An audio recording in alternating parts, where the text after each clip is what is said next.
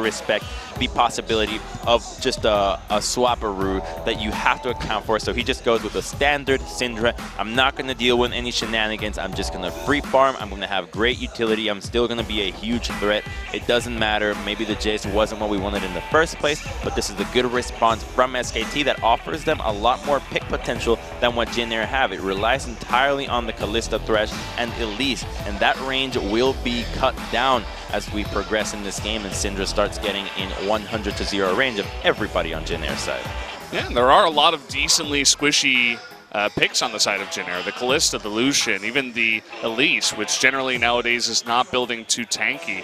Jace, after all, could, is going to be more tanky than the others, but also will take a considerable amount of damage. Lots of upfront magic damage on the side of SKT. The Syndra Rumble combination is always going to be something to be feared by Jin Air in these team fights. But what's cool is that both these compositions have no tank. They're all about damage. Every role is trying to maximize their DPS, and that means that without anybody to just sit there and run away and soak up damage, we're going to have a bloodbath early on. Both teams seeking redemption after a horrible week for all of them. So they're going to be coming out with a vengeance, and I got a feeling that a team with Elise will be trying to do things a bit quicker than the one with Rek'Sai. Oh yeah, Elise on the blue side. We've seen it a lot of ever 8, and I'm having this very low. He has flash. Yeah. Oh, this should be a dead Faker. Faker, he doesn't have any summoners. The flash coming in, he does dodge, but look at this, he's got nowhere to run. That's going to be first blood over to Kuzan on the Lucian in the mid lane. The second that flash gap are up here, if he gets caught out of position in the near future, he is going to be dope. Thresh has a great route to dive topside. This is exactly the play that they're going for. They need Rek'Sai to respond. We're going to see some action in about 10 to 15 seconds. Yeah, we got him coming up here. It is going to be a 3-on-2. He's trying to check that brush, but Blank, he might just face check it here. He doesn't know. He's going to eat that cocoon into the hook, and that's going to do it. They feed it on over to Sowan in the top lane, and immediately Untara even has to back off that turret. Beautiful macro setup there from Jin Air, and this all started at that dive bottom side. The second the SKT showed bottom, having this, although they are bringing reinforcements with Syndra roaming down.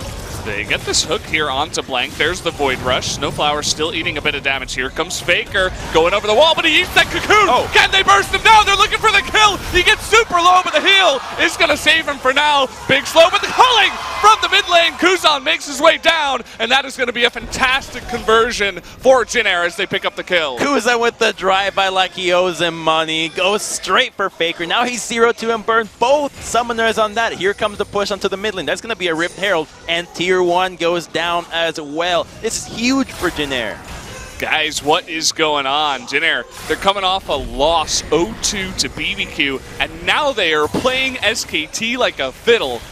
This is not the LCK rather that I knew when I came in here first to cast, and either way, this is getting pretty crazy already in game number 1. Untara thankfully is in position to save this mid lane turret.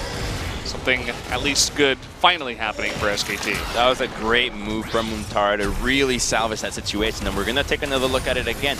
Blank tries to fancy some action into this dual lane, but remember, there's still Fate's Call on Lantern. Lantern goes out and he gets out, but they don't expect Umti to be there, and the Fate's Call gets utilized right away to try to maximize the damage onto the Faker. Unfortunately, some hesitation out of Umti made him have to flash in to try to secure the kill onto Faker, but it wasn't that important as Kuzan was able to roam from mid.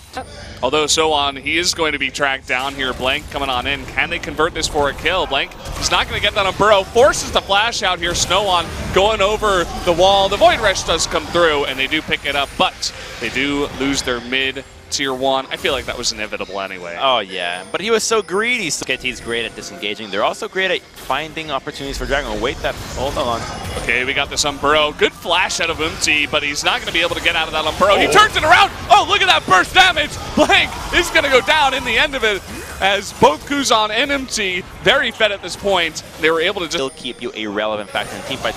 Untara, you can't be face checking the brush here.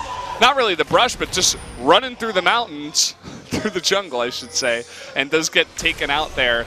So a nice little pick, taking out Untara, who's straight for a Baron rush, relying on Ren. Yeah, they're just doing this. I mean, SKT knows about it. They don't have any vision just yet. Finally, a ward goes down, but the TP coming on in. Tension is building, and Kuzan, he's going to find Wolf in the jungle. He picks him out underneath there, and the Rend is easily going to be able to pick up that Baron, so a kill, and the Baron goes over to Jin Air. Blank tried the heroics, but he now already need to be looking at the second game, because not choosing to defend that tower against a no siege composition with short range carries when you have these Barons is not the proper move. Instead, Faker will now pay for his life. I don't see how he's getting out of this one, but who knows? He just might. Yeah, I mean, this is Faker, but as you said, mathematics, Faker even can't go and a 1v4 when he's down this much. So, as you said, timing of the rest of the members of SKT to be out of position. Very safe, very standard, secure push here from Jin Air. And not much that SKT can do about it. They're just laying over and dying at this point. They might be able to get Empty here as he comes out of the sky. Will flash away. Kuzan doing the culling on the left side. And they're just going for it. They're pushing. They got 3 lanes of super minions now. Big super minions, double super minions.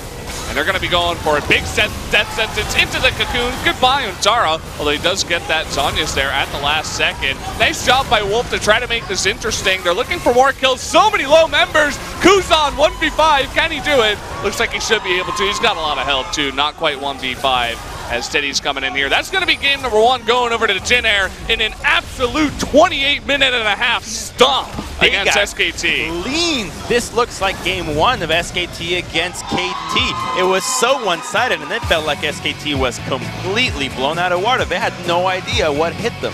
Jin Air just dispatched them, and they're looking onward to game 2. They're not even excited about this. And they're like, oh, I guess that was SKT? The 2 younger guys are getting into it a little bit. Umti, one of the rookies here for Jin Air, and Sohwan, one of these subs coming in. Both of these guys have pretty fantastic games with the help.